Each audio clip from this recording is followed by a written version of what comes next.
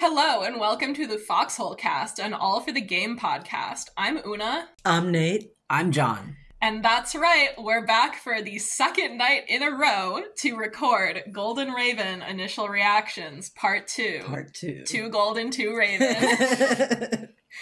Today we're hoping to get through the rest of the book and some of the asks that listeners sent in on Tumblr. So, Chapter 13 is Jean's perspective. On campus, Cody tells Jean part of Jeremy's tragic backstory, just the part about Noah committing suicide, but not the drugs and the gay sex side of it. Not the fun part. He leaves that Right. for... Yeah. Just the boring dead brother stuff. On the long bus ride to the banquet, Jean and Jeremy talk about French, specifically about Jean's Marseille accent. And we talked a little bit about this last time, but I just... as a linguistics minor, I'm just like so into how we're bringing in more language stuff. Because like the first trilogy also was very into language, but it didn't really like dig deep into all the different languages that the characters were speaking. Like it was a very multilingual book, but it wasn't really like... I saw some people talk about like, they were talking about how like the use of language is like more realistic. Like before it was like the characters just know every word in the languages they know. And now we get more about like Jean needing to ask like what a specific word means. Yeah. And also having like deficits in reading it compared to speaking it. Yeah. For and English. Differentiating between accents in French. Yeah. Right. Like I guarantee Neil's German accent was not the same as that of the other monsters who spoke German. Ooh. Germany is also a massive country, so I'm assuming they did not have the exact same There's dialect. gotta be accents in German as well. But yeah, I love how Jeremy is like, oh, I want to learn French with a Marseille accent because that's what you speak. And Jean is like, no one's going to take you seriously. But I like how they have a little French lesson where Jean tries to explain like the difference in the vowels and whatnot, even though his whole internal monologue is like, this is just going to confuse Jeremy. He shouldn't be doing this. But he's still like teaching him. We also get the part where Jean convinces Jeremy to make a passcode with them so That's that like right. if he needs, like if he wants to get out of the banquet, if he says it to Jean, then they'll be able to leave. The secret passcode. The secret passcode, which is like, that's where I'm like, okay, I get the ship. I'm looking a bit more towards it. And they don't even tell us what it is. Right. This is gonna be like a big Jeremy reveal, I feel like. Jeremy doesn't in even book technically 3. use it because he's like, he memorizes it, but then like he's too shaken up to even really say it. Yeah. I think John just like still realizes, yeah, we got to get out of here. Yeah. I'm trying to think of like the 5 French words I know. What could it be? Omelette du fromage. I knew you were gonna say that. It's either that or je crois que oui, which I don't know what that means, but my mom says it. So if anybody knows what that means, let me know. Maybe something like, I don't know, it's time to fly. Ooh, that would be fun. That'd be good.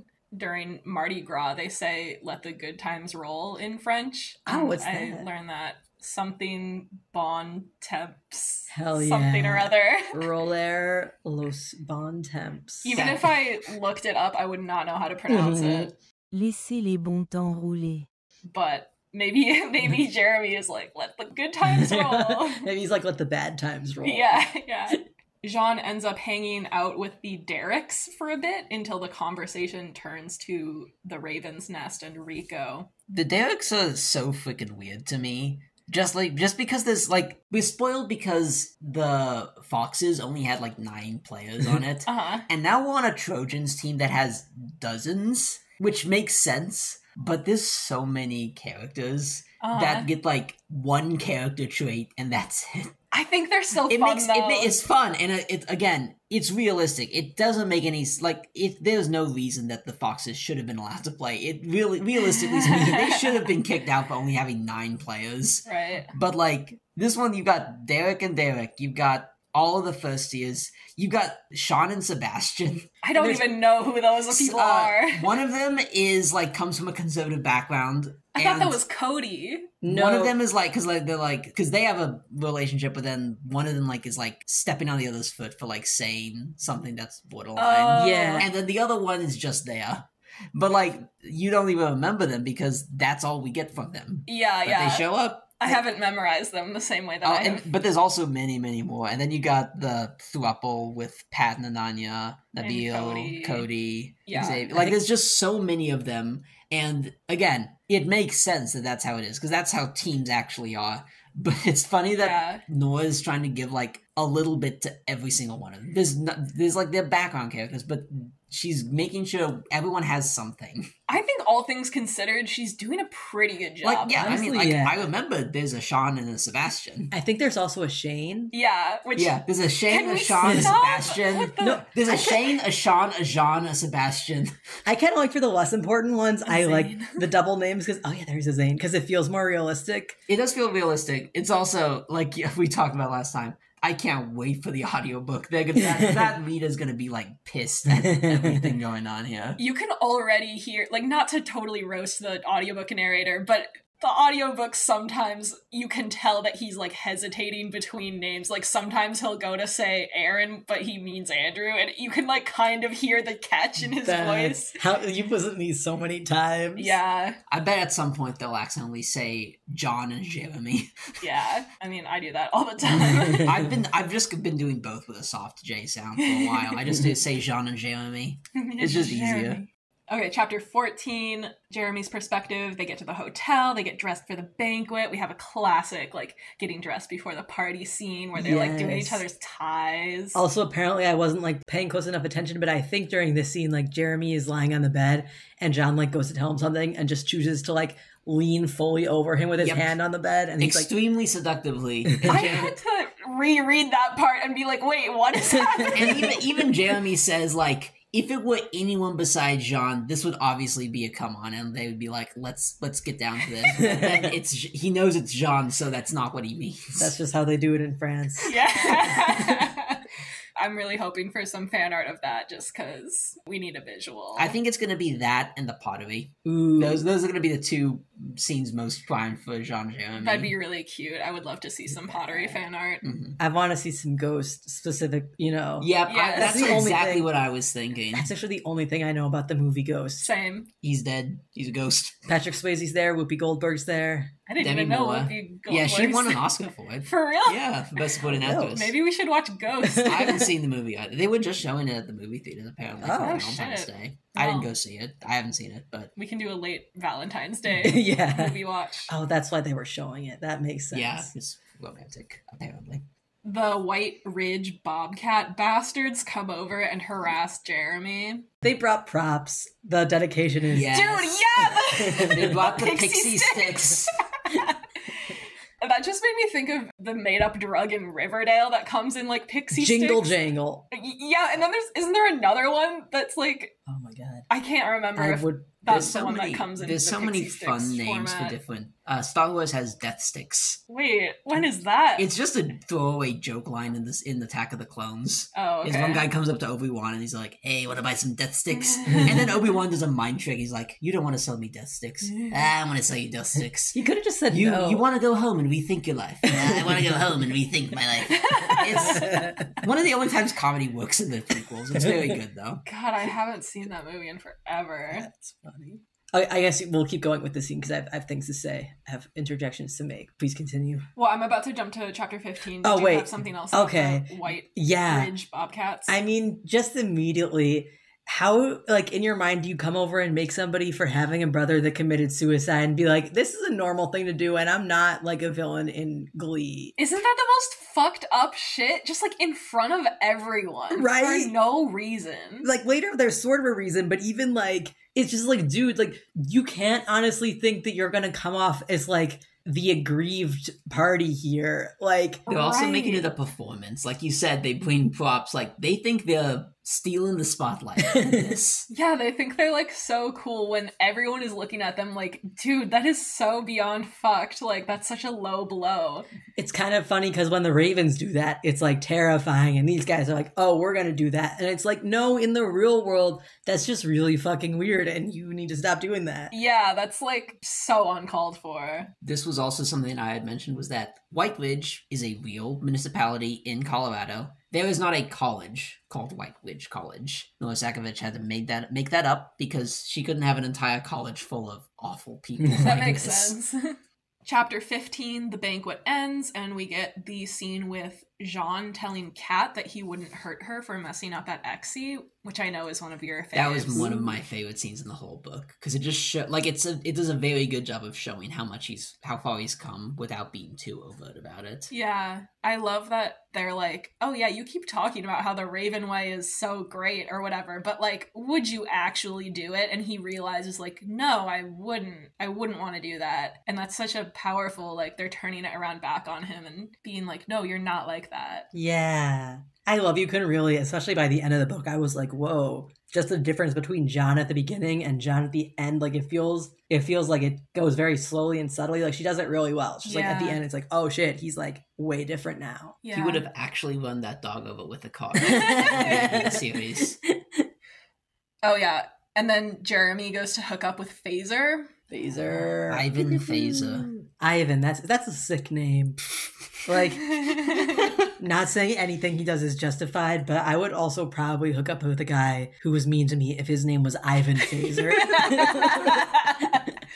Yeah, that whole scene is just like, it's just like very heartbreaking the way that Jeremy kind of knows how it's gonna go before he gets there, and he knows that it's like going bad as it's happening, and he's still like doing it. Especially compared to the Leo hookup, I think this does a really good job. Like, 'cause the Leo hookup at the beginning or early in the book, like, it's not portrayed as like a great thing for Jeremy, but it's ultimately like this is what he needed. This one is like you said, like he's like, this is a bad idea. I'm still gonna do it. Yeah, and all of his friends, like Layla, before he Layla's leaves, is pissed. like, don't do this, like actively trying to keep him from doing this. And then they delete the number when he gets back. Oh, right. Yeah, good Which- for them. Good for them, yeah. Good friends don't enable. Because he ends up having to call Layla Which is to so come fucking rough. get him in a taxi because he can't buy his own taxi because then his parents will see that he had to take a taxi. Which is, also, this is a sidebar. Yes, that is fucking rough. And I saw a post that I thought made sense about why his parents specifically do the thing with the money. And it's actually, it's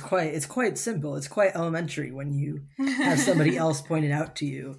From Direct Adhesiveness 38 on the Foxhole Court subreddit, awesome username, by the way, they say that the theory that this is before the book came out. They said, I definitely agree with the theories that Jeremy used drugs in the past. It would explain the excessive bookkeeping and the family tension.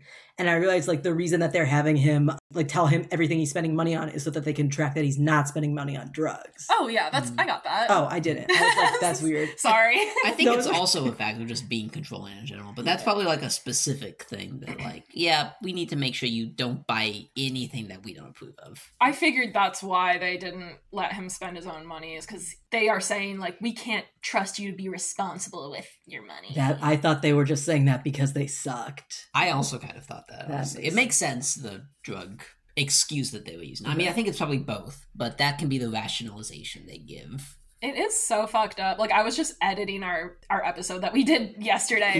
You're always moving. I'm a podcast machine, and I was thinking more about Jeremy's parents controlling his money, and like, I think to some extent that would have made sense at some point in his life, like when he was fresh off of rehab and they were really worried about him relapsing, and he was only like 18 or 19, but he's a fifth year senior now. He's like turning 23.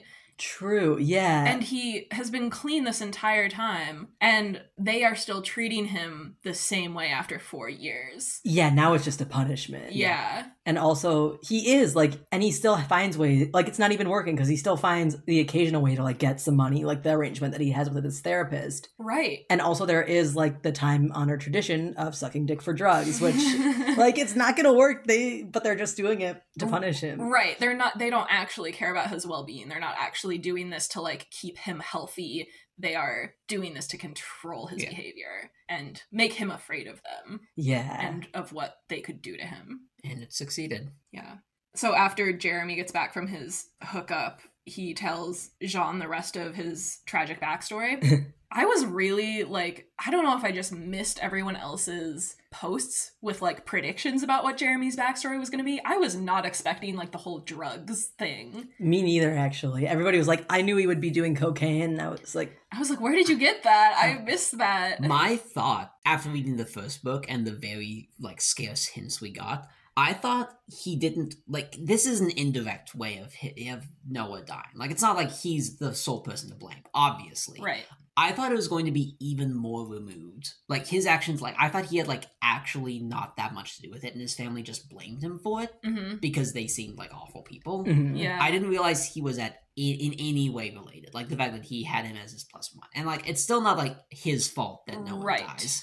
But the fact that he has, like, he holds any responsibility in his heart was, honestly, I wasn't expecting it. Yeah, I think that the whole, like, hinting about how in the first book, in Sunshine Court, they say, like, the banquet that tore their family apart or whatever. Like, I knew that it was going to be some big scandal, and I was pretty sure it had to do with him being gay. Yes. So, like, that part of it was not a shock to me or, like, surprising, but just, like, everything else around that was, like, I wasn't expecting it to all fit together like that. Yeah. The fact that she took it to such extremes was like, oh yeah, it's not just the drugs, it's not just being gay. No, he was at a gay orgy taking cocaine while his brother was jumping off of a building. Yeah. Like, that was... That's, like, a whole... And Exy's involved because they're all, they're all athletes. Exy And that's why Annalise is mad at him for still playing Exy as well. Like, there's... everything links up. The synchronicity is wild. Yeah, I don't think I ever would have guessed how all of that fit together. Yeah. But it really works. Like, it's very, like, personally, I think that, like, if I was having a gay drug-fueled orgy and the cops came in and arrested us and they said, we found you because we had to find this guy because his brother killed himself, I would probably be like, damn, it sucks that I'm getting arrested, but at least my brother didn't kill himself. Like, I don't think I would be like, fuck this guy because his brother killed himself. What's his fucking problem? Why'd he do that? Like, yeah, it's weird that he gets blamed by everyone else who was at the orgy. Like, I get it because they're looking around for anyone to blame, but it's weird that also, like, there's still vendetta, right? Like with Rusty and what is it, JJ? I think they're all just assholes. Yeah. Anyway, though, that's like, true.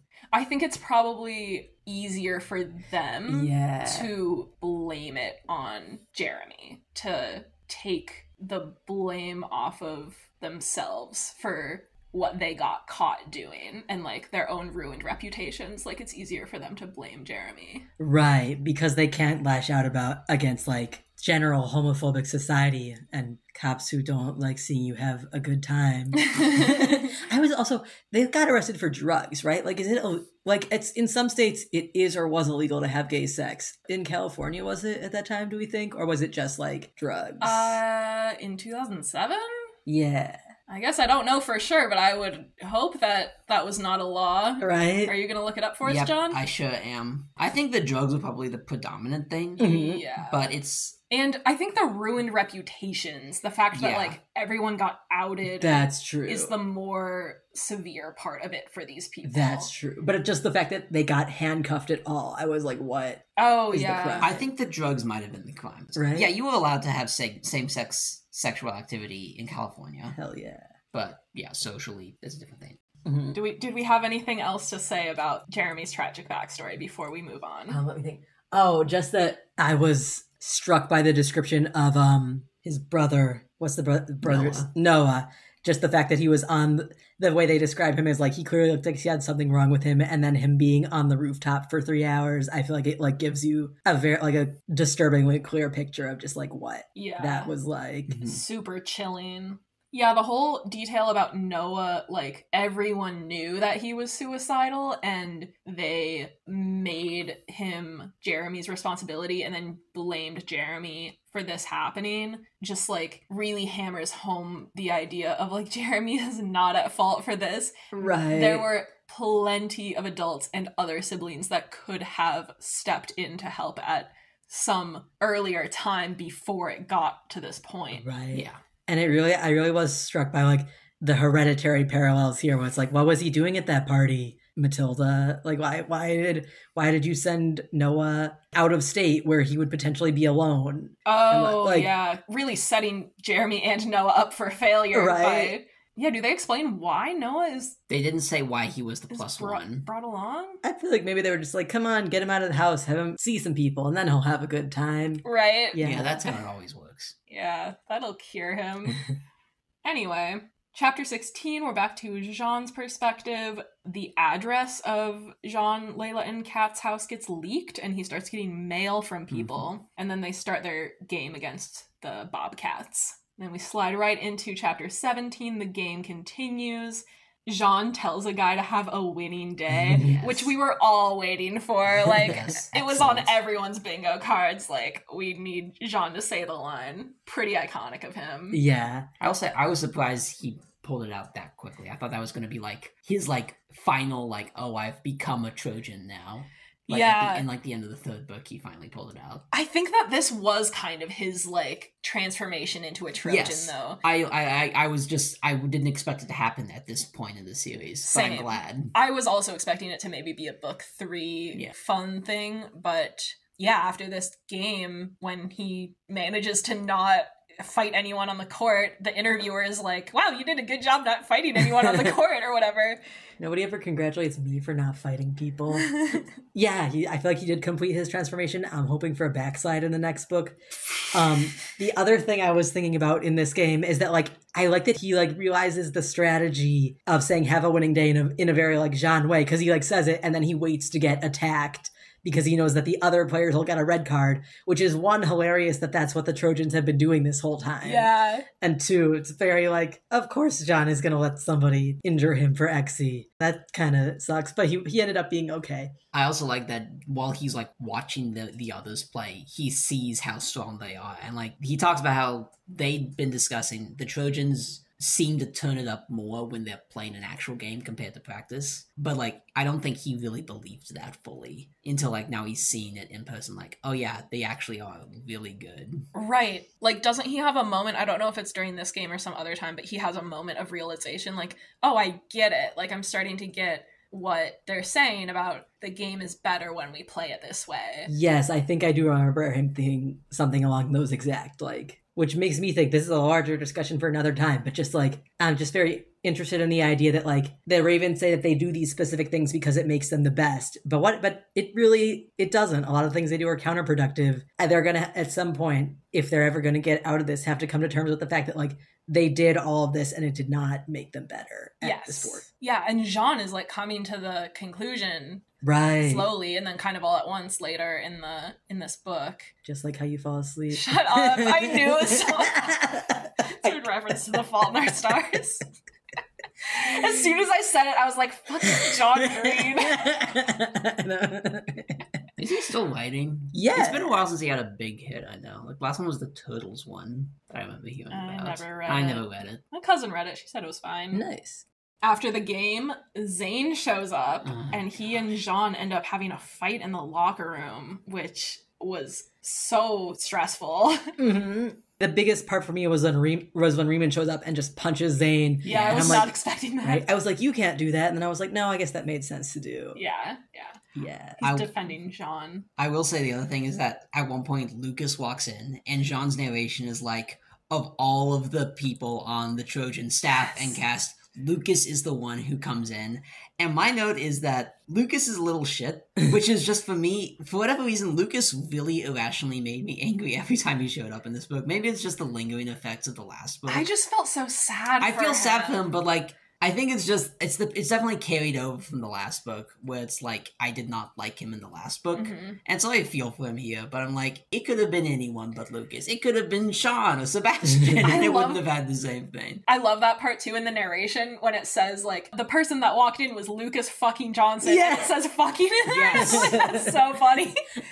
Yeah, I feel like he only says like once. At one point, he says to Lila, like, what the fuck is that? And it's hilarious. And then he sparingly gets to say fuck, and it hits every time. Jean, Yeah. do you remember what other time? It was like something ridiculous. Like, it was like, we're gonna tape bananas to our feet and go sledding. And he was like, what the fuck? Why are we doing like something? It was not that. It was something similar. I don't remember, so maybe you're right. Yeah, honestly. Fanfic AU where they tape bananas to their feet and go sledding, which wouldn't even like affect the sledding experience because you're sitting down. John is just like staring at it. It's the Trojan way. Hey, it's Editing Una. I think the part that Nate is thinking of is in chapter 16 when the Trojans' mascot comes out and it says, "Cat," Jean said, in a tone he knew she'd understand as, "What the fuck?" However, there is one other time Jean says fuck. It's in chapter 18 when Jeremy is telling him to hold Zane accountable, and he says, "You deserve better than that." And Jean says, "Fuck what I deserve, what about what I want?" So yeah, Jean only says fuck 3 times, and only one of them is in out loud dialogue. The other 2 are just in the narration. Now back to Una, Nate, and John from the past. So yeah, Riemann comes in and punches Zane, which was incredible, and then Jean ends up kind of having a breakdown in front of Riemann, and that just reminded me so much of, like, because I had just been listening to the end of The Raven King when Neil gets back from the nest and Wymack, like, picks him up from the airport and is, like, comforting him during his breakdown, and that I felt like that was just so similar. Ooh. Like, the Wymack and Riemann parallels there. Yeah. Chapter 18, Jean wakes up at Riemann's house and meets his partner Adi. Jean helps Riemann in the garden. Jeremy comes to get Jean, and on the ride home, Jean admits that he doesn't want to play or train the Raven Way anymore. Yes. The Darkness Dementia Raven Way anymore. The other thing that I've liked throughout the book series so far, and I think it's a good way of also showing how Jean's moving away from the Raven style of life, is how he picks up so many different, like, trivial hobbies and things he likes to do. He likes to cook. He likes to do pottery. Now he's maybe liking to start gardening. I have a theory. He likes to do all of these things that, you know, when he was the Ravens, he was never given the opportunity to even do, even if he wanted to. Yeah. And now he can, and he's good at it, and it gives him satisfaction. I have a theory about how Jean's storyline is maybe going to end in the 3rd book, but I want to save it until we finish this, and then we can talk about maybe what's going to happen in the 3rd book. Ooh, okay. I actually think I might have the same theory. Okay. So. We gonna We'll- I can't I'll wait. share it. Jean adds fathers to his ever-growing list of good things, and he also added fireworks, but he didn't, like, tell us earlier, but then it's, like, there when he does it later. And then Jean goes to therapy and admits to his doctor that he deserves to get better, which was really beautiful. Yeah. Chapter 19 is Jeremy's perspective. Neil and Kevin get interviewed about their upcoming match against the Ravens, and Kevin keeps kicking Neil under the table when he makes right. snarky comments. Neil, Kevin, and Renee all make vague references to the Ravens' abuse, and Renee says that the interviewers are talking to the wrong Ravens. I love how, like, enamored Jeremy is with Renee's answer there. Like, Yeah. he's so admiring of her, like, the way she frames that. Because it's But, like, clever. it's so clever, but, like, without directly Mhm. telling them, oh, you need to interview the former Ravens, Mhm. she still gives them exactly what they need, and he's just, like, he loves it. Yes, and she says, like, oh, I can't talk about it because the college president of Andrich. Edgar Allan, Andrich, like, we made an agreement, we can't talk about it. And it's like, oh, well then obviously there's like There's something something going on. on here. It's very clever. First of all, I just love seeing Neil like be An sassy to instigator. the be an instigator. It just warms my heart every time. And Kevin being like, can you shut your fucking mouth? And then Renee kind of comes in and does a similar thing but a little more subtle than Neil. Neil is like very like in everyone's face. Right. And Renee is just like this calm, like, oh, there's nothing wrong with me. I'm so normal. You should really look into the Ravens graduates, by the way. I'm sure they'd have something to say. And Andrew compliments her by saying fucking nothing and just like staring, which is great. Yes. At one point, it says that Andrew like whispers something to her that Oh, right, She right. picks up Jeremy on it, can't but- hear on the interview. Like, but I want to know what he said. I think it was something in relation to the coach. I can't remember what it was. They don't reveal what They don't it reveal was. what it was, but it was like it was after the interviewer had asked the Oh. question, and then Andrew says something, and like Renee smiles, but I don't remember the specifics. Yeah, I can't remember. I wonder if anyone has any theories about what Andrew says. So after that, everyone starts looking into the graduated Ravens, and we learn that the average professional Raven career only lasts 5 years before they have to stop due to health issues, which is just like really hammers home the point of like, this is all a con. This is not working. Like, Raven players are not the best. They just like burn bright and then they're fucked forever. I like that. Burn Bright, Fucked Forever is the name of my is my band. Yeah, in any sport besides gymnastics, Like, the career length for most sports is shorter than a lot of other careers, but it's more than 5 years. That's ridiculous. I've heard that even gymnastics has gotten better because It's gotten better. Like, it used to be like you would retire at 20. fucking And nuts. it's been elongated since then. But, like, most other sports, 10 years at the absolute minimum. And that's just the average. Like, it's usually much long. Like, LeBron's been playing basketball in the NBA for 20 years now. Right. Yeah. Sucks to hear. And it fucking makes sense because they're not sleeping. I was also wondering about Jean's eating because we know that he has certain, like, he's really specific about what he can and can't eat. But I was also wondering, do we think that the Ravens were restricting calories, or do we think that they were like, no, they need enough to be able to, like, were they giving them like adequate food, or was that also they were like, no, you need to know how to function on not enough energy because what if your opponents like steal your liver? Honestly, I could see he did establish the only sugars they could have were from fruits. Yeah. And if you were unconscious, you couldn't even have that. I think another reason why, I mean, this is by far the least amount, but just another emphasizing of how, like, the Raven way is not the best way. Mm-hmm. Not everyone who plays on the professional teams are going to be from the Ravens. If you are one Raven and you're playing with 20 other people who are all from different colleges that are normal colleges, you're not going to gel well with them. You're going to be a major source of friction on that team. That's what I was Yeah. And thinking, you're not, too. like, it doesn't matter how well you've been trained for the Raven style of XE.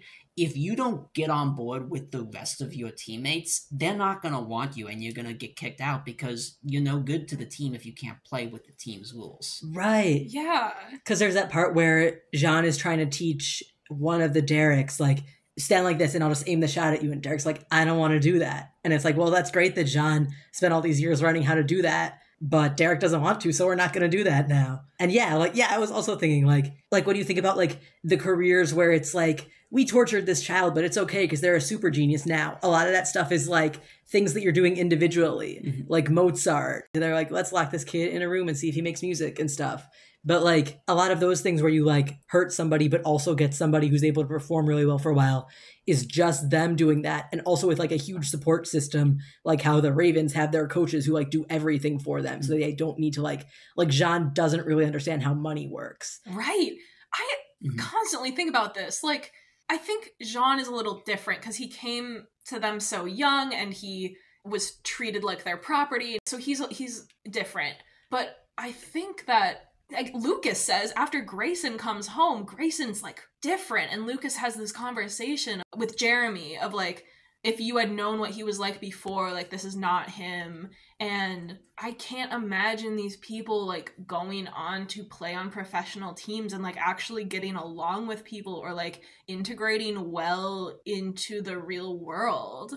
Right. And that would fuck up their whole career and their ability to play, which is what they value. And their psyches. And and their psyches. their whole like ability to socialize. Right. Yeah. Not very related, but I also was just thinking, do we know, is Jean like a citizen of the US or like... I think at some point they say that he has dual citizenship and that's Okay. why he would someday be able to be on US court. Oh, sick. Okay. That's right, because he wants to be perfect court. I'm remembering one of you brought up the idea of a fanfic AU where it's bowling instead of XE. If it was like, because like bowling can also be an individual sport. If Jean wanted to be a professional bowler, that would be a different story. Who do you think you are? I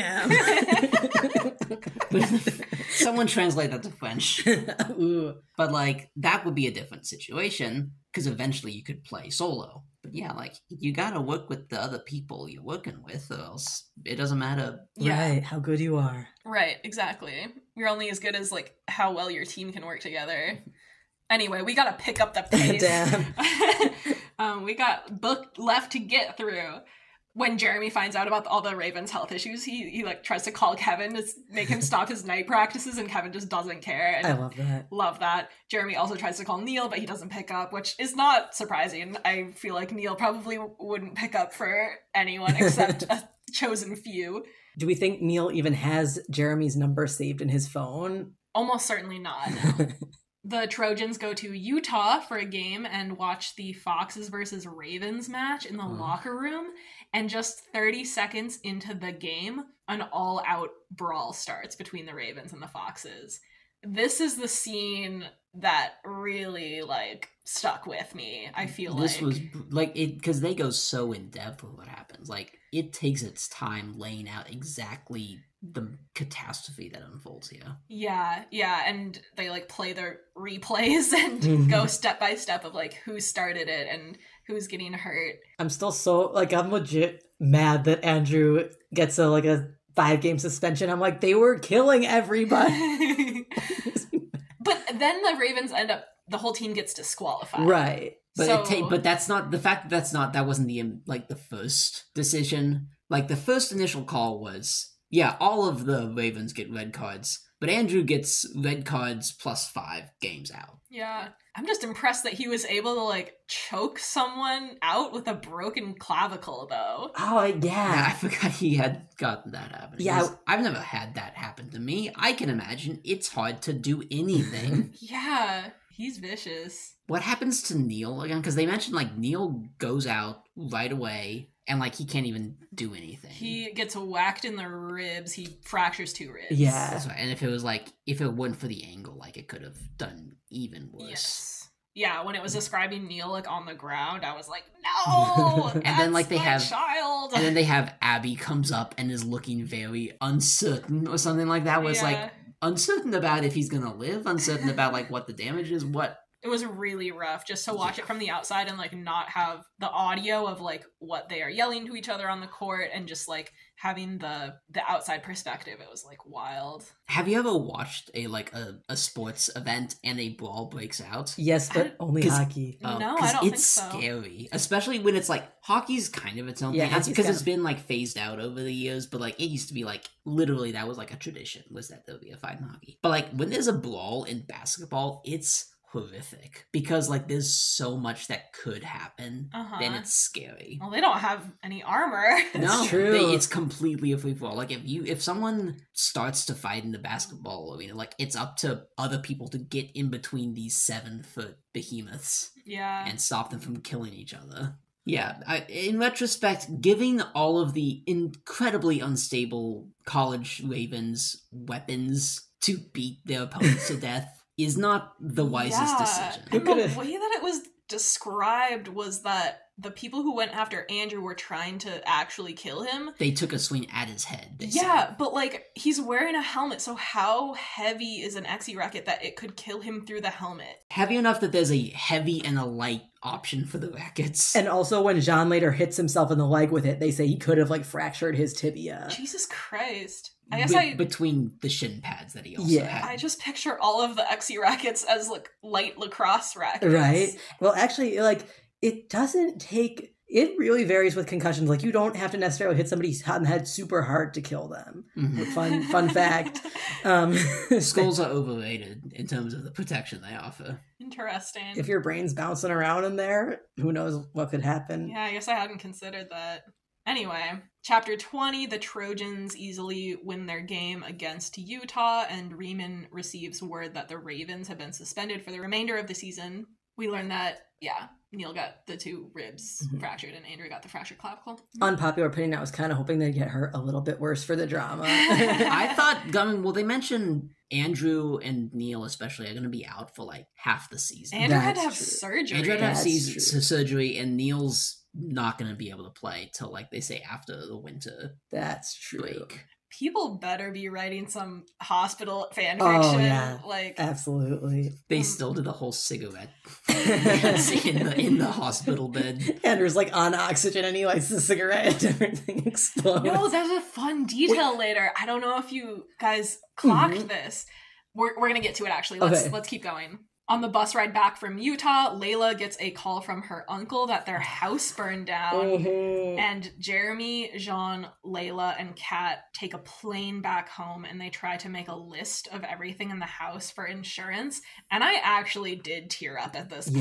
Yeah. This was rough to read. I think at this point I had to like remind myself like it's not real. It's a book. This isn't really happening. And then I could Yeah. continue reading. Like, I notoriously do not cry that much for like Mhm. books and movies and things. Yeah. But when they started trying to like list the contents of their home, I was just like hit with this. Like, Mhm. And Layla has to like give up after a bit because she just can't keep going at this moment. She has Yeah. to take a Mhm. break. God, I can't imagine. Right. That Like would if, just be if so everything you rough. had was gone. Yeah, really hard to think about. Really rough for them, especially since there's this found family. They're Right. like, Their dog was in Yep, there. the dog burned to death. dude, when John told Jeremy, I'm sorry about your Your dog, dog. I was like, oh my god. Oh, also one moment that I liked from this scene, let me pull it up. When Kat asks Layla what's going on and Layla isn't able to answer her, and Jeremy's the one who like talks to her and is able to like get her to answer and like comfort her. I really like that because I feel like a lot of times it's like the romantic interest would be the person who's closest to them and like knows what to do. But in this case, Jeremy and Layla have been friends for so long that like he is able to talk her through this when Kat isn't able to. Yeah. And I like that friendship representation. Yeah. On that same point, one of my favorite other scenes in the book was just the small one before the game when Jean and Kat have a moment and Yes. like Jean gives her the kiss on the forehead like she does for him. Yeah. And I love how like now we've got these 4 people, 2 of them in an established relationship, 2 of them in the heaviest ship in the series. But when they're like in those moments of comfort, they're split up, and like it's not like a jealousy thing or anything. Like it's just no, Yeah. we're just also friends comforting each other. I really love the relationship between the 4 of them. Yeah. And yeah, I love that Jean is like learning how to be like platonically, physically intimate with Yes. people through Kat and Layla. Like, that's so good for him. Mm-hmm. Not even Neil and Andrew really did that, except for each other. Yeah. Like that it's only those 2. But John's Yeah, I'm trying to think. Yeah. John's you're right. sharing the love. Yeah. All right, chapter 21, the group inspects their burned down house, which is just devastating. The FBI shows up to offer Jean witness protection. Stupid. And Mr. when Brown. Jean refuses, Agent Browning says the single funniest line in the entire book. He like turns to his partner and says, "I hate this sport. Explain to me why they're all like this." And then what does the other detective say? Like, beats me. I'm a Knicks fan. Yeah, Something like that. I laughed out That's loud. great. I was like, I love these fucking FBI Because agents. he's like, first the Foxes, now the Trojans. Like, just go outside and touch grass. you really have to sympathize with Agent Browning, who just has to keep dealing with these uncooperative witnesses. And like, we know from Neil and Jean's perspective, like, stickball is life. We can't stop the stickball to go into witness protection. That's unthinkable. But from Agent Browning's perspective, it's like, You are have so- mobsters after you and want to kill you. Literally. It's like when you're trying to convince a dog like not to eat like a piece of plastic off the ground. But it makes a crinkling sound, so I must eat it. A lot of dog talk. Yeah, I was thinking about something else with dogs. I forget. Well, the FBI offers the group an apartment, which they realize allows for them to have a dog, which is very fun. Mhm. I love how Layla needs to talk both Kat and Jean into this. Yes. And like she and Kat have like their biggest like moment of tension in the book, I think, Yeah. is when Kat's like, we shouldn't get a dog, and Layla walks into her room and closes the door. Oh, yeah. And Yeah. it's like the burned down door, right? Yeah. Or is this I think this was when they're in their new apartment. in the new already. But, apartment? like, Okay. Layla yeah. just needs anything to hold on to in this Yeah. moment, and she's latched onto the dog, and There's a really good quote, actually. Do you mind if I try and find it real Go for quick? it. Yeah, so when Kat is trying to talk Layla out of getting a dog, the narration says, Kat wanted to be the voice of reason, but she would pry the stars from the sky if Layla asked for them. Mhm. And I highlighted that because that's just such good writing. That's such good poetry. and so now Jean has to be the voice of reason. Yes. And we know how well that's gone in the past. Chapter 22, Jeremy. The next day, Jeremy goes to his therapist, Dr. Spader, for some cash because they've been like scamming his mom out of sessions. So I love that. then the therapist will like refund a session to Jeremy in cash so that the mom can't track it, which is great. Like Dr. Spader's such a real one for that. Right. Yeah. While Jeremy is there, he sees a interview with Kevin and Thea. Oh, I have so much to say about this. Reminder that Kevin has a girlfriend.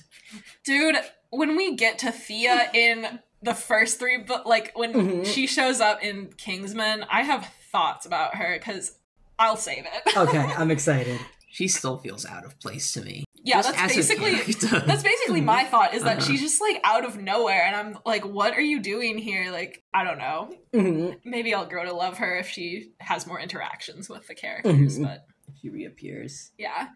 During the interview, Thea expresses her disdain for the new Ravens, and then Aaron, Andrew, and Neil pull up in the Maserati. And did y'all clock that Aaron was the one driving? I did, but I was like, well, because their other two are broken, but actually it's a big moment. Yeah, because Andrew never let Aaron drive his car before. He And would only let Neil. like Andrew could have asked like Nikki or Renee, That's true. who have been allowed to drive his car in the past. And I just love that we're getting like the Jeremy perspective of like, he has no idea the significance of this. He thinks that it's Andrew, and Aaron first gets out of the car and then he's like, oh wait, that's Andrew with the broken clavicle.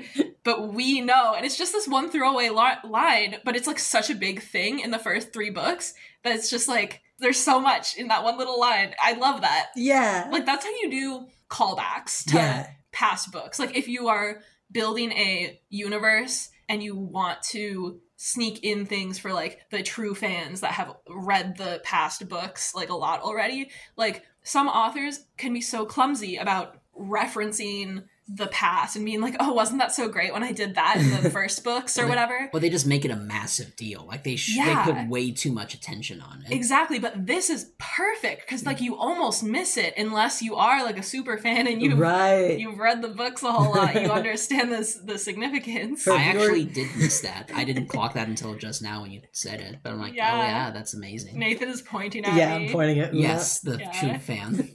Yeah, no, when I first read that, I was like, wait, does that mean Aaron is driving the car? Mhm. Like, yeah. Also, before we move on, I have a little bit to say about Thea that I thought of really in depth yesterday and Yeah. might have forgotten most of. But I think it's so interesting. Like later, we find out that what she says now was like planned specifically to rattle the Ravens. So I don't know how much of this is like how she actually feels and how much is like knowing what she needs to say to hurt them.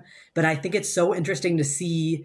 Like she has been graduated from the Ravens for some amount of time and she still is like fully, and she like can see how it is hurt like at least one person that she cares about, but she still like fully buys into like what they stand for and that their methods work.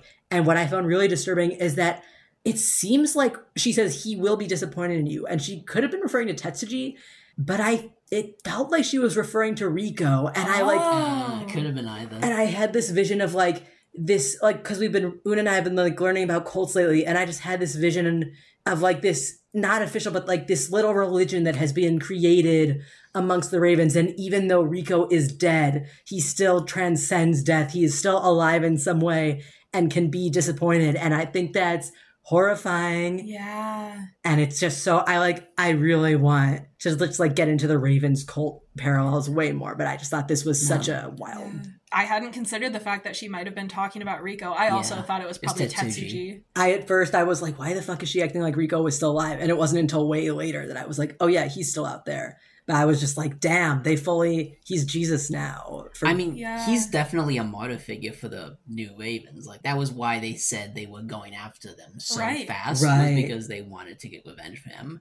And I don't think it's ever actually addressed. That might have been why the 3, like who was it, Lane, Braden, and the other Raven, who like were the main Cameron, because they commit suicide like within the next 24 hours. Right. The way I interpreted it is that like they committed suicide because they failed in their mission. They Oh. didn't succeed in the hit on Andrew and Neil. Oh. that makes a lot of sense. And now they can't even play anymore. So it was a failure. They might as well not keep going. They didn't complete their mission They of didn't getting complete the mission. revenge for Rico. Yeah. And so now they must sacrifice themselves. Damn. I I- hadn't thought about that. I feel like one thing that like I keep missing that like, because we know that Rico did not kill himself and Right. he was despairing, but like somebody else killed him. But the Ravens, as far as they know, he lost and then he killed himself because he failed. And that's all that they have. And he's their role model. Right. So if that's how he went out, that's how they're gonna go out. Right. Oh, damn. Yeah. Yeah, that's very cult-like mindset.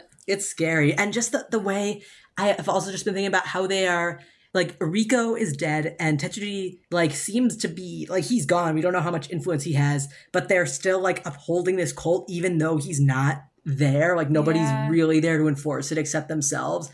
And it's so like it's scary and realistic and just like I can't imagine what it feels like to like they have to know that they're kind of like in the end times of the thing that they have been fighting for, but they're still trying to keep going and just getting more and more violent as they try to like make what they have done to themselves and to other people like worth it. If Nora Sakovic ever wants to, in another 10 years, write a third series, I would love to see what's up with the Ravens. And if anybody goes on a redemption arc or anything, because I can't stop thinking about them. Yeah. The more I think about them, the more I'm drawing parallels to, we've been watching like cult documentaries and stuff, and I wonder how much research into cults Sakovic has actually done, because there's a lot that is lining up, like how you said the Ravens are sensing that this is like the end of their organization as they know it, and things are deteriorating, and people are doing taking extreme measures because of that. Right, and the way that like one of the cult experts in Seduce, the NXIVM documentary, said that like there's a point when cult members you won't need anyone watching them, they will just enforce the rules on themselves, and now they're all doing that. Exactly. Yeah, much to consider. Good luck, Thea, with all the mental health. That's what I was also thinking, like, how many Raven deaths have there been in the last year? It's like 7 or 8 now. It's closing in on the double digits, right? Because, I mean, like, there's Rico, obviously. But then there were, like, there's like 3 in the first book, right? and then an attempted fourth with Zane. Yeah. And then this one we had the first year. And then 3 more. And then 3 more. So that's 7. 7 deaths and another attempt. Huh, yeah. Someone actually wrote in about this. We can get to it once we start going through some asks. Excellent.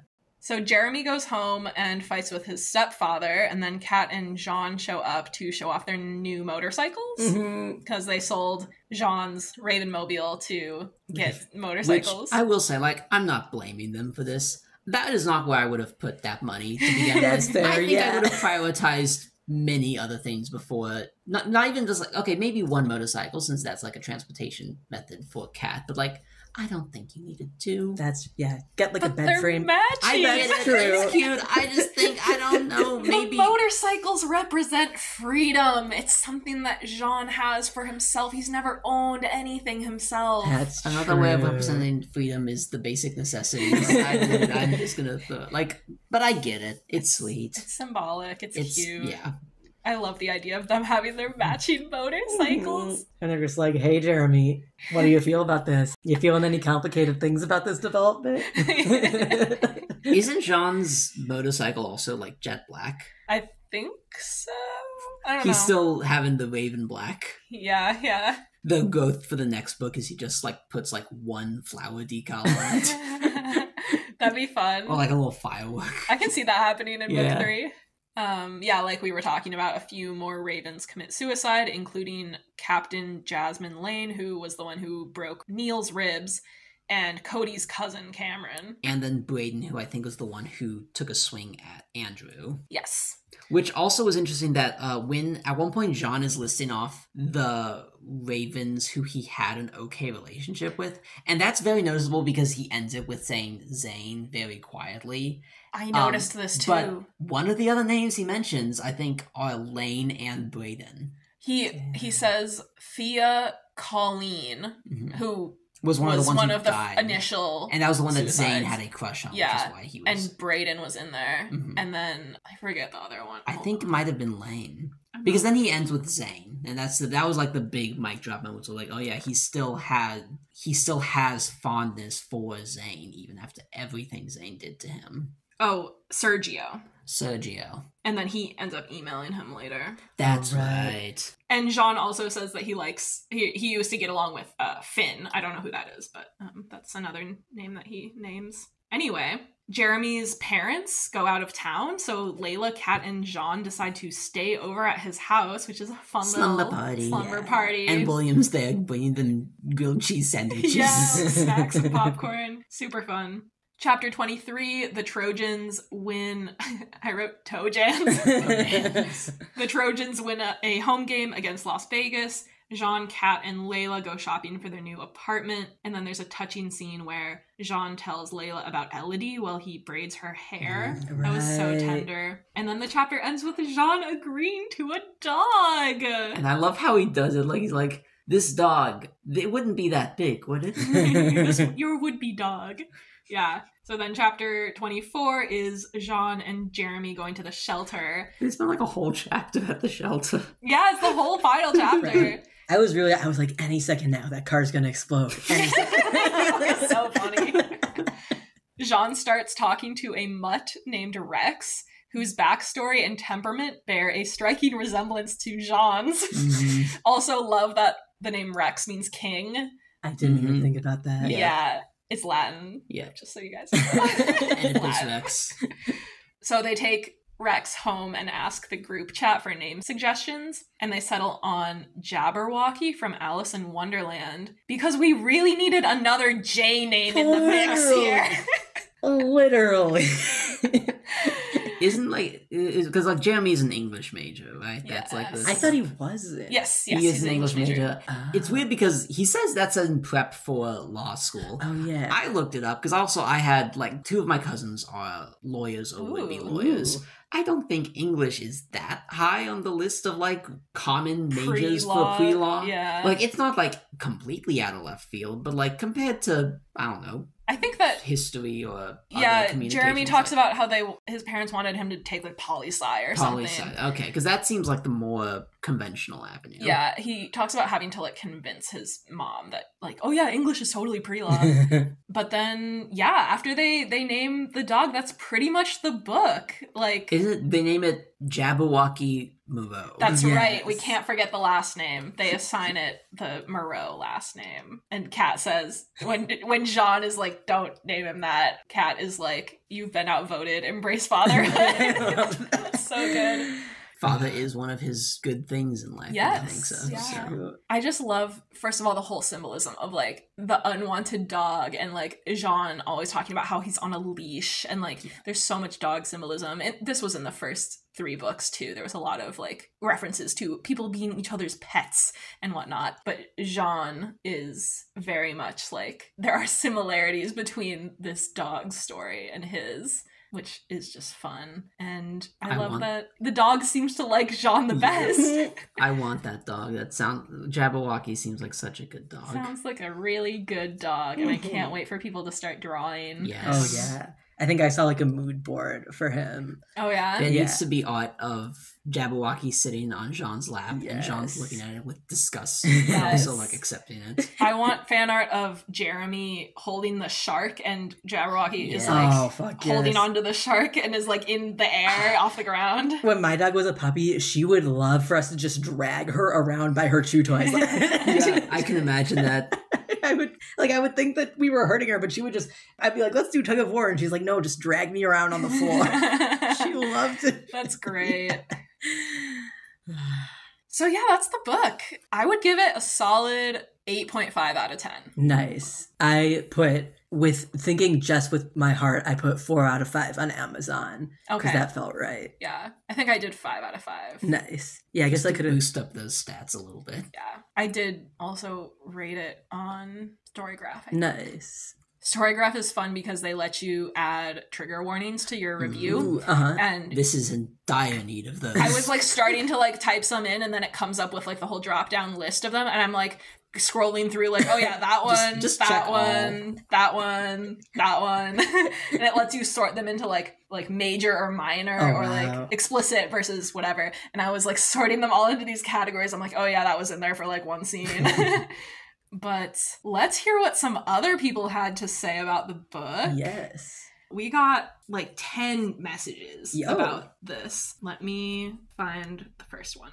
Anonymous thinks that the FBI are trying to set up something bigger with Jean by being so intent on keeping him safe. And I know that there's some theories about that. So, I mean, he does say like we want to use you as bait or something like that. oh yeah, that's He does right. allude to like they have more up their sleeve than just like there's like even John is like, I don't know why they're still protecting me. Like I thought my role and everything was finished. Why am I still on their radar even? Mm-hmm. And so like the fact that they're like, yeah, like they're willing to put him up and like match his rent and everything like that, and also 2 other people who are not at all involved with everything. Mm-hmm. There's got to be something brewing there. I saw some very intriguing theories that Elodie is still alive. I'm totally on board with those. That's because he got that information from Browning. No, in the from first book, wasn't it? Stuart, I think. Oh, it was because it was right. It was when Jean went with Neil, Yeah. and like Stuart's not exactly a bastion of honesty. Well, yeah, like he could have, heard that she died, but if she like faked her own death or something, then he wouldn't Right. know. Mhm. I think I was trying to, because for like half a second, I was like, what if she's the mysterious French speaker with a Marseille's accent? That, I also thought like that would be Right? wild. but I Oh, think, the tutor, like for like Yeah. how to speak. but I think she would be like 13 right now. She is a child. Because she's Oh, younger. really? She's younger than Jean. 'Cause Jean's only 19 years old. Remember, isn't he? Yeah, how So, much like- younger is she than him? I thought it was like he left when he was 14 and she was 8 but I don't have any citations. So that's 6. Yeah. So 13. Hey, editing Una here. In the Sunshine Court, Jean says that Elodie was 10 when he left and he was 14. So she would actually be 15 now. Huh, yeah. She's I quite young. forgot that she would be like much younger. Yeah. Anonymous also says they can't see the series ending without Jeremy leaving his toxic family and pursuing Exie, which I totally agree with. I think at some point he's gonna just like go off on them or at least cut them out of his life and just be like, I'm playing Exie, I'm gonna be US court. And maybe like reunite with Joshua, who I think left the family because Noah died. Because Joshua, He was like the one who's closest to Noah. yeah, closest in age and just really close, and was telling Jeremy like, please get the parents to help him. Yeah, And- but then Joshua sends a really mean text that makes Jeremy drop his phone in the coffee. Oh, that's true. But, And we but still don't know what that is. he could be mad at the family and at Jeremy. Also, I don't know if this fits now, but I have updated information on Jeremy's financial aid status that I would really like to share. Oh, yeah, because you were talking about how one of the reasons Jeremy puts up with so much from his family, along with other psychological issues, is that he's very financially dependent on them for scholarship or tuition purposes. Yeah. So yesterday I said that I didn't think that Jeremy would be able to get any financial aid at all because his parents won't fill out the forms that he needs. And that was, one might say, incorrect, but I investigated further and it was like partially correct. So first of all, so in America, there's the FAFSA that you need to fill out to get college aid. And I didn't look up what that stood for, but it's like a form that you fill out that says like what assets your family has so that they can calculate how much money you like deserve to have. And so for that, you want to have your parents fill it out, but you don't need to have them fill it out. But like when I looked up, what do I do if my parents won't fill out my FAFSA? The first advice on all the websites I checked was like, try harder to get them to fill out your FAFSA. So that's rough. But you can submit it and check, my parents won't help me fill this out. And they'll ask you why. But you can at least like get that information submitted if you're able to get all that financial information. Oh, interesting. Yeah. But then that is actually, I thought that was for everything, but that's just for federal need-based financial aid. That's what I was thinking Which too. Jeremy definitely doesn't qualify for. Yeah. So then his family's wealthy. Yeah, and there are ways to get yourself classified as independent from your family, but it's not based on like saying my family won't pay for college does not with the government qualify you to get financial aid. Right. And all the things that do are like specific things that like Jeremy doesn't qualify for. So his other two options, or he has a couple other options. He can get scholarships, private scholarships. He can get a private loan, or he can get a merit-based scholarship from the college because that doesn't take into account as much what his family makes. For outside scholarships, that would be hard to do. Like that would just take a lot of effort and he might not get any of them Right. because they're all, I feel like most of those are like kind of small. So you have to get a bunch. A private loan might be possible for him to get, but like he would probably, a regular loan company probably wouldn't be like, oh, you're a random kid who has no assets. Sure, we'll give you a loan. Right. And I'm not sure if he would, if the other loan companies, like the student loan companies, like work in the same way as like the federal student loan companies do, where like they'll loan to whoever because the government makes you pay it back no matter what. And his last option is to get a merit-based scholarship from the college. And at first I was like, oh, he can totally do that because his family is huge donors. And then I was like, no way, his family is huge donors. So the college wants to stay on their good side. So ultimately, I think that's way more important than any money thing is that if Jeremy pisses his family off, they can probably at least talk to the college and be like, we don't want him there anymore. Ooh, And- interesting. Yeah, and then But he's their star Exy player. that's true. Okay, this is what I was thinking because I was just editing the episode where we were talking about this. Mhm. And I was like, wait, but like athletic scholarships aren't need based, right? They're not need based. Okay. That being said, my question is, has Jeremy always been their star player, or has that been a role he grows into? Because not everyone who like becomes a star college Mhm. athlete starts off that way. Well, he was in a rough place his first year, but Yeah. he's been captain for this is his second year being captain or third yeah, year? but he was also a fourth year in that first year he was captain. If last year was his captaincy. Right. So like Right. what I'm saying is even if like we're under the assumption that he got a scholarship when he first started going to USC, but that's not necessarily the case. It could have been he started at USC and he was playing on Exy and he was good, but like he didn't get any scholarships because he wasn't like a top recruited player. Like that's a very possible backstory that could have happened Mhm. where yes, he's good. He got on the team his first year. That's no small feat, but it wasn't like they were paying him to come play for them. Right. He was like, because but also when they you're didn't good in high school, they like- didn't need to though. right? It's Yeah. not like it's the Foxes where they're kind of starving for top tier talent. USC Right. is a nationally ranked team that's historically been very, very strong. It wasn't like when Jeremy first came in, he was going to uplift their entire program. Their Right. program was already strong as it was. Right. So I don't know if he got. I think it's not out of the realm of possibility for him to have just not gotten any money from USC. And I feel like whether they will go against his parents ultimately comes down to like which will get them more money, more donations from the parents or having Jeremy. And probably the coaches can intercede, but like who knows what could happen. Especially if he's in his last year at this point, like they're not going to want to pay out for another 5 months of him playing with them. So Like in the long term, they're going to want to keep the entire family's cash flow coming in. So overall, I think it would be risky for Jeremy to go against his family while he's still in college if he wants to graduate. This has been Una, Nate, and John's financial aid podcast. Yeah, from 3 English majors. Yes. Shout out to my dad. I was like, why do I know anything? And I was like, oh yeah, because my dad talks about all these things. Mhm.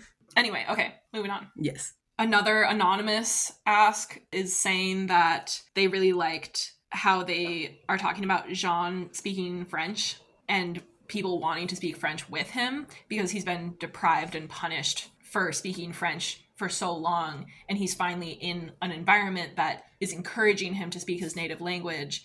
And this person is saying, like, especially when they mention his Marseille accent, because it's a non-standard accent, this person said, I have actually thought about writing whole fanfics just about how Kevin's French must be so severely accented because he learned it from John.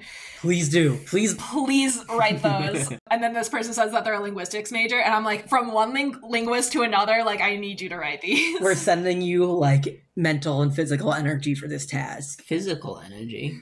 I don't know. It's happening. It's happening. This person also enjoyed the Kat and Jean interactions. Yes. 'Cause their bond is really love growing. them. And they're just like casually affectionate with each other. The and it's one really nice. part where Kat like is like going through his hair earlier on when like before the TV interview. Oh, wait, I thought that was maybe Layla Might that have was been brushing Lola. his hair. There's a lot of hair stuff and it's all very sweet. But it's very tender. It's like very tender. the whole like taking care of someone else's hair is like so, I don't know, that's It's a very very symbolic. intimate thing. Yeah, it's like intimate and yeah. Yeah, And but I he's think- never had anyone do that before.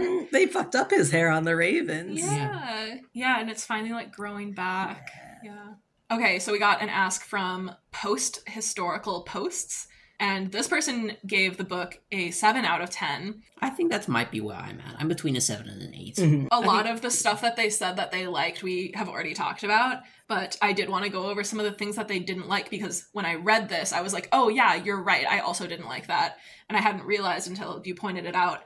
This person says, after the house fire, the story seemed paced very quickly, and there was maybe too much plot crammed into the end of the book and not distributed evenly enough. And another example of weird pacing is chapter 15, when it's just like one thing after another, and there's like a lot of plot developments, and there's not really like a break in there. And I also thought that, I didn't really like stop to think about that exactly, but when after the house fire, I was kind of like, oh wow, they're like already moving to their new apartment and they're going shopping for their new stuff, and I was like, and a dog, and I was like, there should have been maybe a little bit of like a time gap there. Yeah. What was chapter 15? 15 is the banquet, when we get Jeremy's tragic backstory. Oh yeah, because we get Cody they tell Jean a bit, and then they're on the bus, and then they're at the banquet. Yes. And then Jeremy tells Jean more about the backstory. Yes. It is a little condensed, and then we jump right from that to the games. True. Oh yeah. Mm-hmm.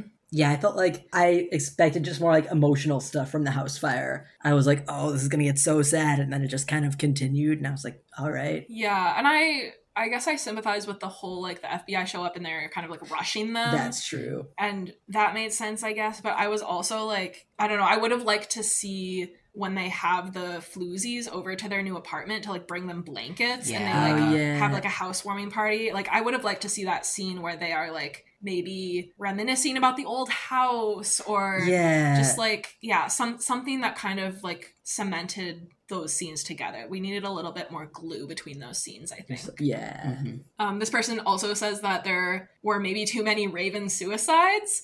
They said the first round was shocking, but the second round after the Thea comments seemed a bit gratuitous, or at least too soon after, or they were glossed over, so it's not as shocking. And I actually agreed. Like, the Jasmine Lane, the captain, committing suicide, I was like, oh, that's shocking. That also makes sense. Like, she was the one who hurt Neil or whatever. But then they just, like, offhand mentioned, like, 2 more. And I'm like, okay, so what's the point of that? I thought it felt kind of creepy to me because I think those were the other people who were in the attack. So yeah, it was like Braden and Cameron. Specifically. As well. Yeah, it was Lane, it. Braden, and Cameron, the 3 main aggressors in the fight. That actually does make sense. It makes sense. I was talking with Erin, and I was like, it's more intense than the last one. She's like, really? How is it more intense? I'm like, well, there's literally half a dozen suicides. Yeah. And I'm like, at a certain point, the shock value wears off and it just kind of becomes numbing. I don't know if I got there. I will say, I think, like we said, like, all of them made sense except for the one first year.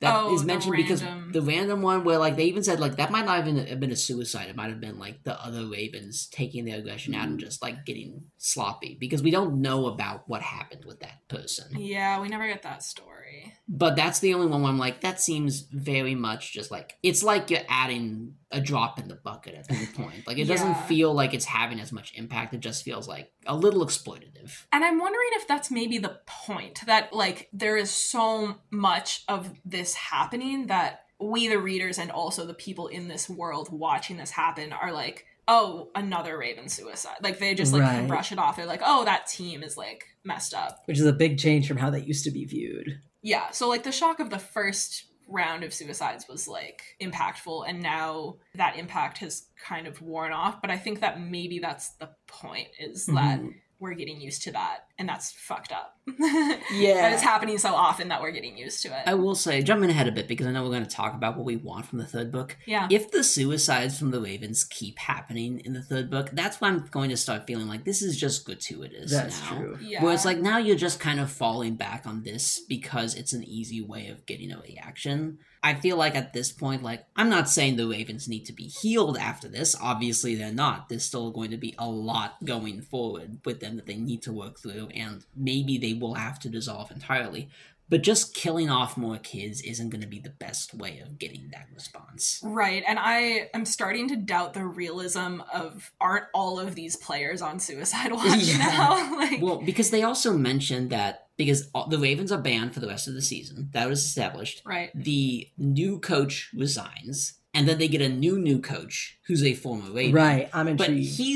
his coaching tenure starts now, but they're not going to be active players until the following season. So, like, what role are the Ravens going to have at all in the third book? I don't think there's anything they can do now. Like, it's just public opinion now, because they can't play in, there's no games that they're involved in. Like, the ERC is not going to repeal their decision. I would really like to see some defectors. I would really love to see some, most likely, like, former Ravens, like graduates, but it would be really cool if we got some current Ravens like coming out and speaking out against the Ravens, because ultimately I would like Jean to expose the abuse that he went through. Like he's not ready for that yet, but that would be maybe like my reach goal for book 3. The Tumblr user Post Historical Posts also linked us to a theory about Elodie maybe being alive, and like we said, I'm in on that. And they also mentioned like maybe Elodie is working with Interpol, and that's why the FBI is like trying so hard to protect Jean and why they're moving in fast on his parents. I think that would make a lot of sense.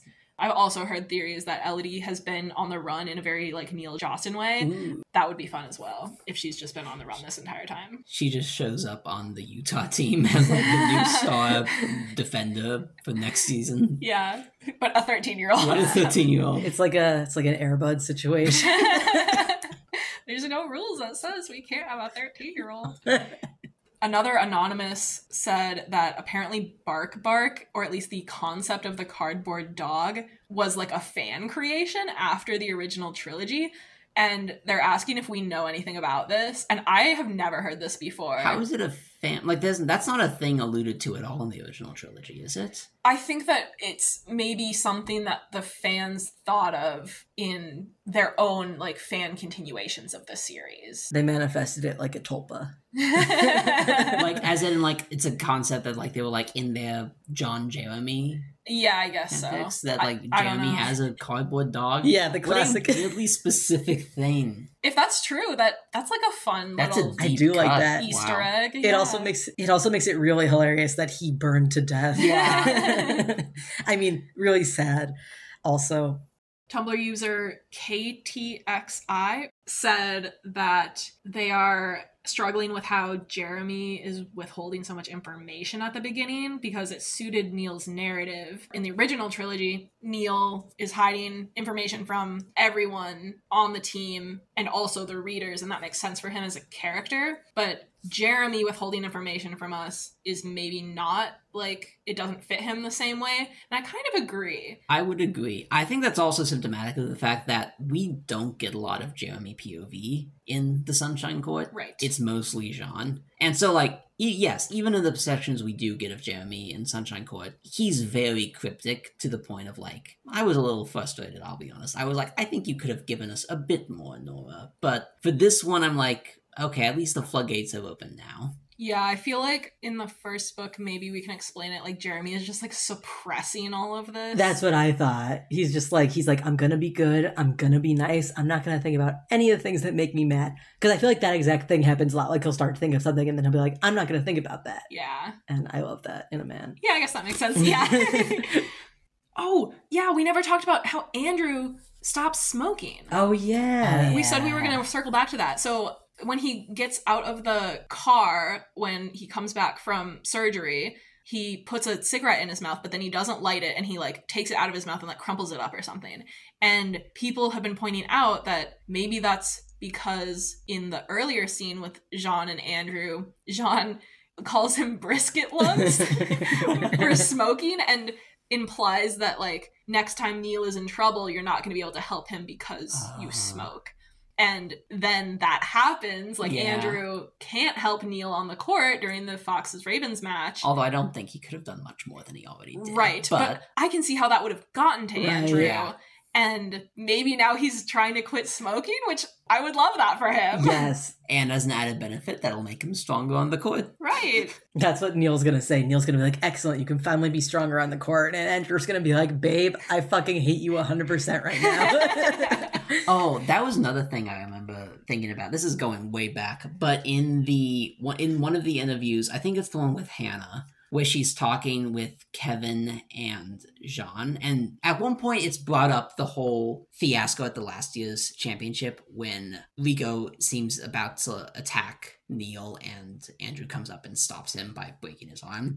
she gives the impression that it's like not commonly accepted that Rico is trying to kill Neil. Yeah, I like And that like part. Kevin's like, oh, it's without a doubt in my mind, Rico was intending to seriously harm/kill Neil. If Andrew hadn't stepped in, that might have happened. And the reporter is like saying with like skepticism, like, oh, I guess that's your opinion. Like, so it's thinking like that's what it's really interesting how we as the readers are like, yes, these ravens are twisted souls in a horrible system that they've been grown up in. But like the general perception is not that. Right. The general perception is that Andrew's the monster. Exactly. For quote unquote like driving Rico to suicide, and then all these other ravens are like Yeah. responding to it. I highlighted that part, that when Hannah is like It is Hannah. Okay. telling Kevin like, oh, if the Ravens had won or if he hadn't lost his arm. And then Kevin says, I would prefer not to entertain such hypotheticals. I know it's not your intention, but it puts the burden of his death on us. The Foxes for this spectacular victory, or Andrew for doing what was necessary to save Neil's life. And I will not argue on that last point. Neil's life was very much in danger. And I just love that because he's like so right that he's like, I know it's not your intention. Maybe you didn't think about this. Very- But when you are saying that Rico killed himself because he lost the game and Andrew broke his arm, like, you are blaming us for his death. Right. And that's not what happened. And he is like, yeah, no, Rico was definitely trying to kill Neil. Like, He's like, can we talk about this for a second? yeah, jeez, I can't imagine living in this universe where this Right. is like an ongoing crisis, like an ongoing discussion of like who is guilty for whose death. Yeah. Meanwhile, everyone in the baseball community is just like living their best lives. They're like, thank God we don't have any of that drama. All they have is during every fucking baseball game, they'll like a ball going to the stands and it's like, guy makes hero catch to save somebody from getting hit in the head by a ball. And I'm like, can we not fix this problem? I've been watching a lot of like videos on YouTube lately, and that's an issue that I think we need to address. We've been playing baseball for like 100 years, and still sometimes people almost get hit in the face by a bat. There has to be a solution. I will also say, I just remember this is set in like 2007. This was right in the middle of the steroid scandal in baseball, so maybe baseball wasn't the best example. Interesting. Fucking how many steroids do you need for baseball? Anyway, unrelated. That's it. That's pretty much all I had. Hell yeah. Was there anything that you really wanted to talk about? But we have been recording for like another Yes. 2 hours, so Is there anything specific that we're really looking forward to for book 3? Oh, right. I've kind of alluded to everything I had, I think. I want Elodie to be alive. Mm. I want Jean to go public with what happened to him at the nest and call out the Ravens. I want the FBI to, or I want Jean and Neil. This is my absolute dream ending. I want Jean, Neil, and Kevin to come clean about the Moriyamas and their crime empire, and I want them to like take down the crime empire so Fuck that yes. they don't have to be beholden to Tetsu, or Fuck not yes. Tetsuji, Ichiro. Yes. I need them to not be under the thumb of the fucking Yakuza anymore. Fuck yes. So that's my dream, is that. And also, I alluded to this earlier, with the Jean gardening and cooking and being so domestic. There were some times in this book that they talked about, like, oh yeah, Jean doesn't like Exie. Yes. And I'm like, yes, that's exactly it. So maybe if we take out the Moriyamas and he doesn't have to go pro in Exie anymore to make the money to like Yes. stay alive, can Jean just be the perfect little house husband for Jeremy, who does love Exie and wants to play? Like, that's my dream.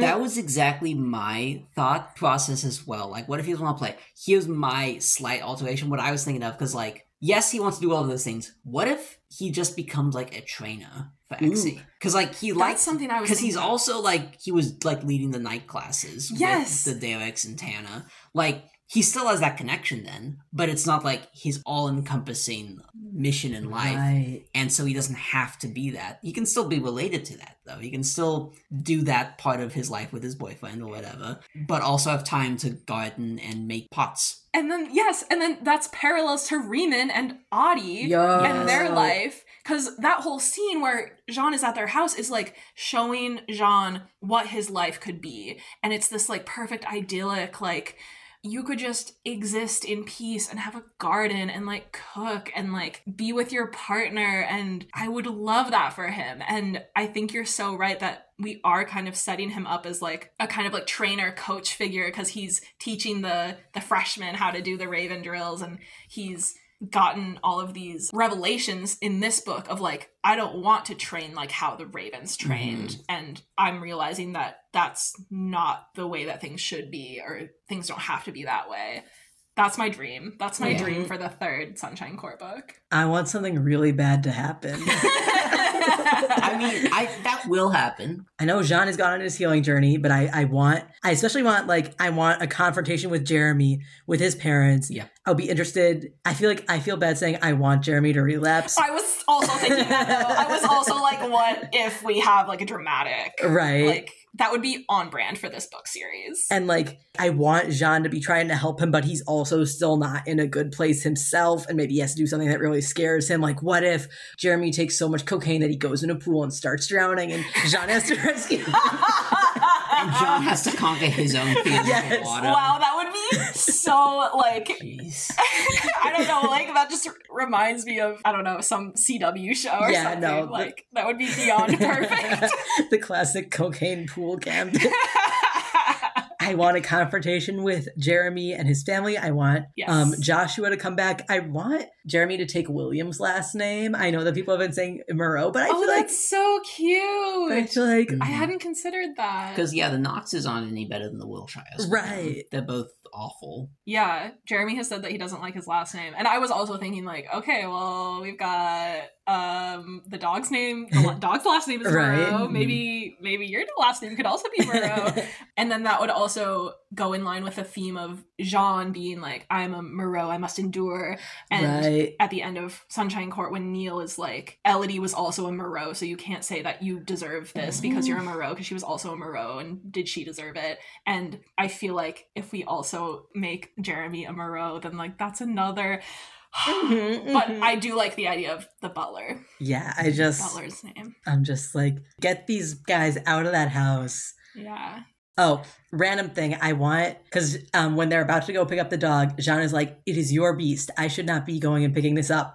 And I want him to like start calling the dog Beast. And at first it's like not affectionate, and then it becomes affectionate. I think that would be really fun. I would love to see more of Jean like pretending that he hates the dog, but like he clearly loves it. And I don't think it's going to happen at this point, but I still kind of want one of those cars to explode.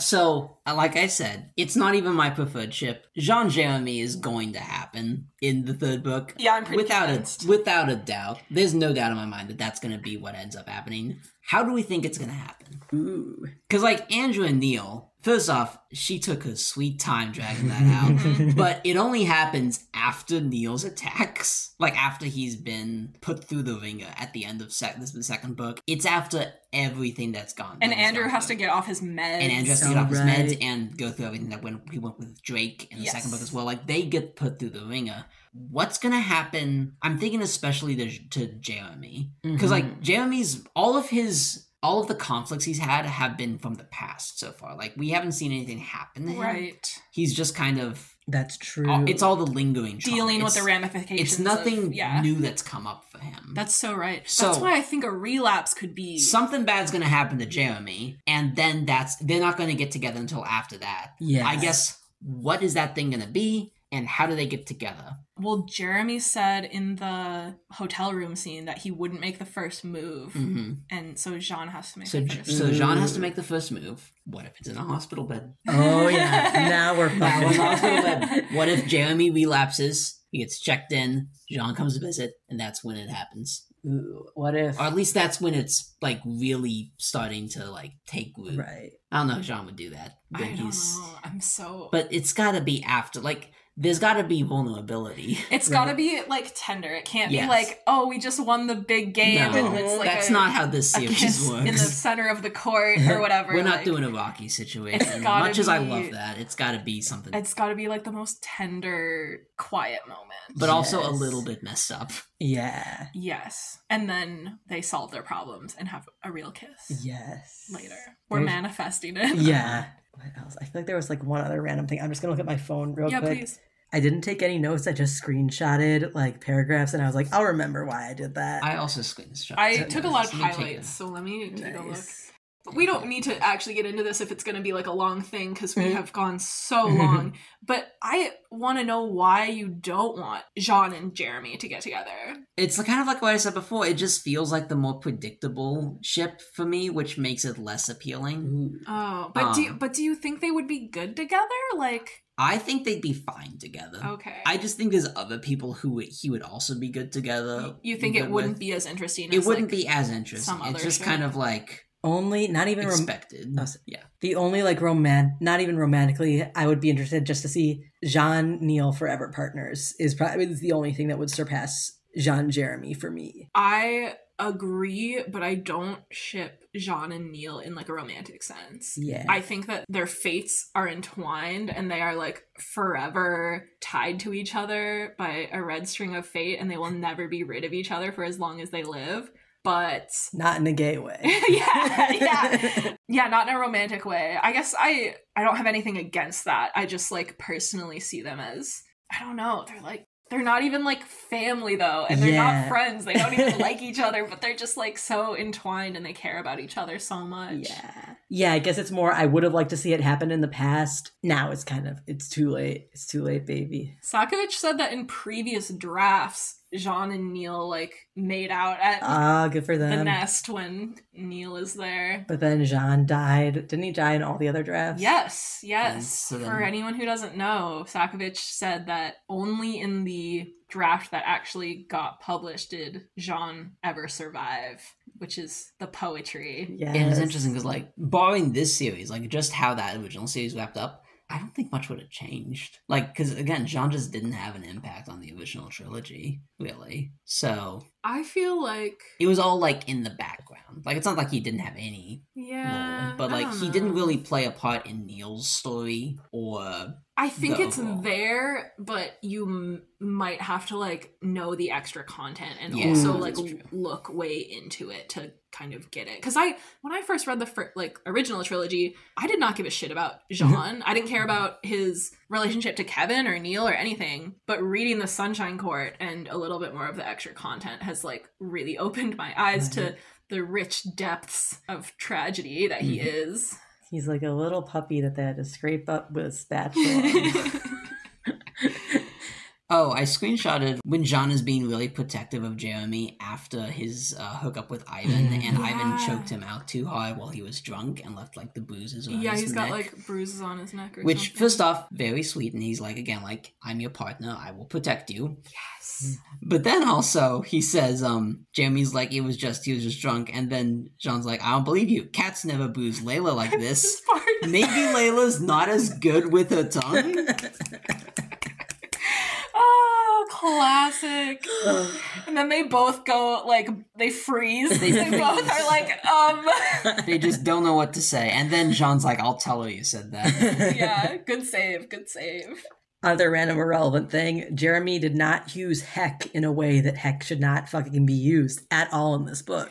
Oh, yeah, I noticed that he didn't have any weird, like, pseudo swears. Yeah, and I'm like, in the first book, I was like, I respect that this is a facet of his character which makes him unique, but I'm really glad that he He didn't do it this book. I thought it was funny in the first book. Similar to the one that Jean just shared, I like when Cody and Jean are hanging out and Jean says Jeremy's name, but like Jeremy. And Cody is like, I bet he hit his knees the first time you said it, I would have. But like we see that in the first book from Jeremy's perspective Yeah. of like, he hears his name with the French accent and he kind of like has a moment. His heart flutters. Yeah. I think we should probably wrap it up. Yeah. I think even if there's so much more to talk about, we could talk and talk and talk forever. But we have been recording for a super long time, and we are not doing a part 3. No. That would be madness. There's not enough hours in the day to talk about this book series. Truly. But thank you so much for Yes. joining me 2 nights in a row Yeah. to talk about this. Special thanks to sports consultant John, who is Yeah. not usually on the podcast like this. I'm glad to be a part of it officially. Yeah, it was so great to like actually have you here for the discussion. It was awesome. Ooh, we should let him out of the basement more. Let us know your thoughts at thefoxholecasters@gmail.com or on social media. We are the Foxhole Cast on Tumblr, Instagram, and YouTube. Find all these links at thefoxholecast.card.co. Until next time. Thanks for listening. Have a winning day.